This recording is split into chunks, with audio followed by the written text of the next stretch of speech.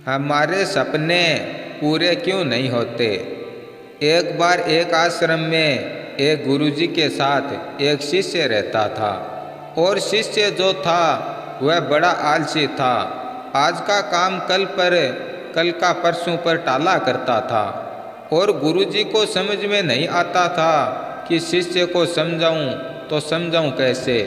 एक दिन गुरुजी के दिमाग में एक आइडिया आया और गुरुजी ने शिष्य से कहा कि मैं 2 दिन के लिए आश्रम से बाहर जा रहा हूँ और जाने से पहले तुम्हें एक बात बताकर जा रहा हूँ और तुम्हें मैं एक काला पत्थर दे रहा हूँ। यह जो काला पत्थर है यह जादुई पत्थर है और इस पत्थर से अगर तुम किसी भी लोहे की चीज़ को छुओगे तो वह सोने की बन जाएगी। लेकिन याद रखना, तुम्हारे पास सिर्फ कल शाम तक का समय है। कल शाम को जब मैं वापस आऊँगा तो यह पत्थर तुम्हें मुझे लौटाना होगा।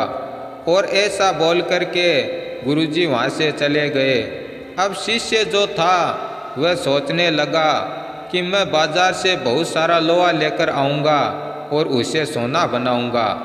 लेकिन शिष्य की आज का काम कल पर टालने की आदत थी, इसलिए शिष्य ने सोचा कि आज नहीं कल जाऊँगा और कल ले आऊँगा।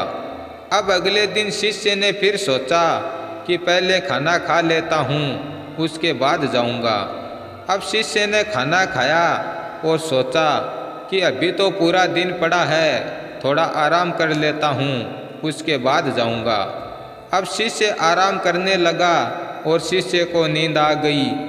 बहुत देर बाद शिष्य की आँख खुली तो देखा शाम हो चुकी थी। तभी शिष्य दौड़ा और बाजार की तरफ जा ही रहा था कि गुरुजी सामने से आ गए और गुरुजी ने कहा कि समय समाप्त हो चुका है, यह काला पत्थर मुझे लौटा दो। हमारी जिंदगी में भी हमारे साथ यही हो रहा है। हम सपने तो बहुत बड़े बड़े देखते हैं, लेकिन उन्हें पूरा करने का टाइम आता है तो उन्हें कल पर टाल देते हैं।